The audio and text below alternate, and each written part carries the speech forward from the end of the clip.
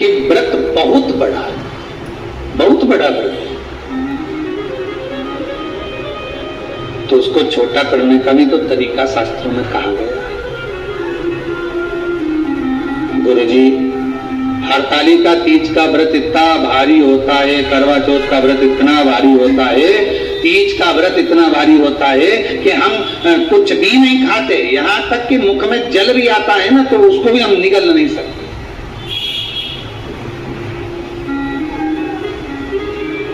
अब इतना भारी व्रत,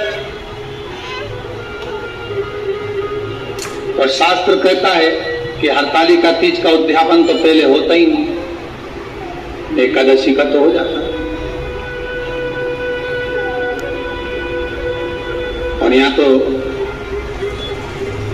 हरतालिका तीज का, अब एकादशी का तो आप 26 एकादशी जब आपकी पूरी हो जाए, 3 वर्ष बाद अधिक मास आ जाए, 26 पूरी एकादशी का व्रत करो, तुम 11 पर करो, तुम्हारी मर्जी पड़े, 26 एकादशी पर जब व्रत करोगे तो ये आपके ऊपर है, 26 पर करो।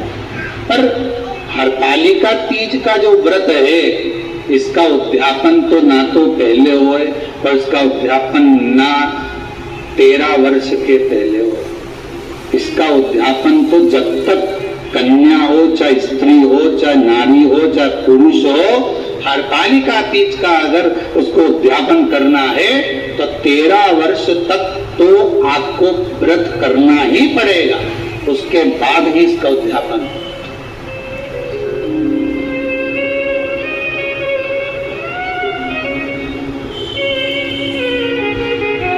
तो कहीं कहीं की माताएं तो बड़ी होशियार सोच के बैठी थी कि अब की साल उद्यापन कर, 13 वर्ष अगर आपके हो गए व्रत करते करते हरतालिका तीज का। हरतालिका तीज जानते हो ना?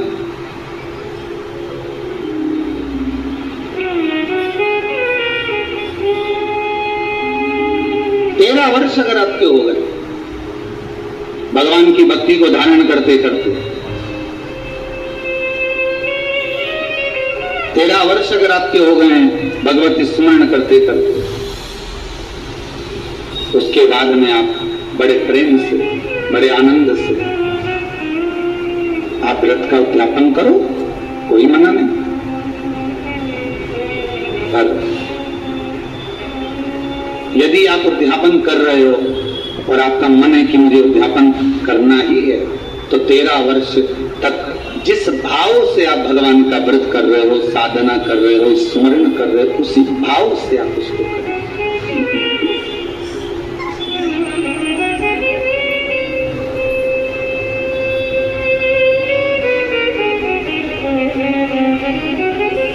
गणेश चतुर्थी के एक दिन पहले आ जाती है, सहज भाषा में समझ लो तीज को, हस्त नक्षत्र तृतीया।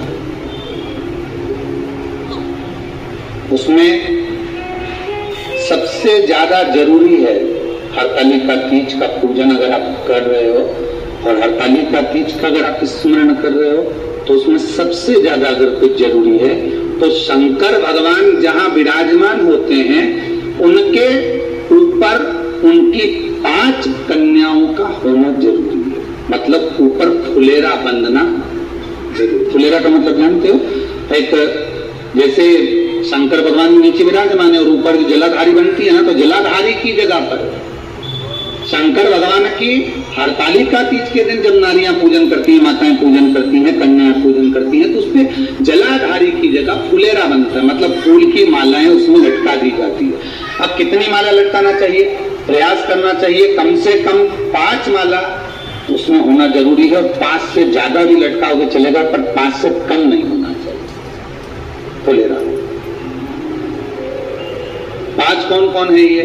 जया, विषहरा, सामरीवाली, दौतली, देव, शंकर भगवान की 5 बेटी। इससे अधिक अगर आप लटका रहे हो तो शंकर भगवान की और भी बेटियों का व्याख्यान है। मनसा है, अशोक सुंदरी है, ये शंकर भगवान की पुत्रियां। नर्मदा जी का स्मरण आ जाता है, नर्मदा। तो ये सब बेटियों का तो आप ज्यादा लटकाओगे चले जाएगा, पर कम नहीं। जैसे हरतालिका तीज का जो उद्यापन होता है, उद्यापन में सबसे मुख्य चीज क्या होती है कि जो भी आप वस्तु दान दे रहे हैं, जो भी आप वस्तु समर्पित कर रहे हैं, हरतालिका तीज नहीं कि तुम खाना छोड़ोगे तो उपास होगा,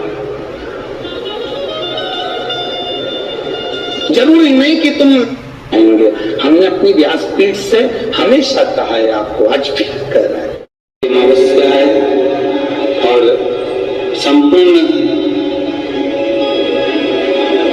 देशवासियों को, संपूर्ण क्षेत्रवासियों को, संपूर्ण ब्रह्मांड में बैठे हुए, संपूर्ण देश विदेश सब में बैठे हुए सनातनियों को आज हरियाली अमावस्या की गड़बड़ बधाई, खूब खूब बधाई।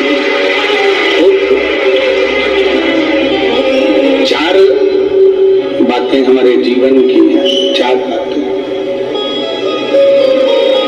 प्रथम, परमार्थ का कार्य कर लें। दूसरा, प्रकृति का ऋण चुका कर जाए। तीसरे नंबर पर है, बन सके, पृथ्वी पर अगर जन्म लिया है और बन सके तो एक कन्या का कन्यादान जरूर करो, जरूर करो। एक बेटी का, एक कन्या का कन्यादान जरूर करें। और चौथे नंबर का है कि पृथ्वी पर अगर आप जन्म लिए हो, मृत्यु लोक में यदि आए हो और पृथ्वी पर यदि आपका जन्म हुआ है, पृथ्वी पर यदि आप जन्मे हो, तो मरने से पहले प्रयास करो कि किसी शिवालय में, किसी देवालय में पहुंचकर एक क्षण, एक मिनट उस शिवालय की थोड़ी देर की सेवा करें। ज्यादा सेवा से मतलब ये नहीं है कि आप बहुत समय तक, बहुत लंबे समय तक आप शिवालय में बैठे रहें, उसकी सेवा करते रहें, ये नहीं। एक क्षण की भी अगर आपने सेवा करी है किसी शिवालय में, किसी देवालय में, तो आपको उसका फल प्राप्त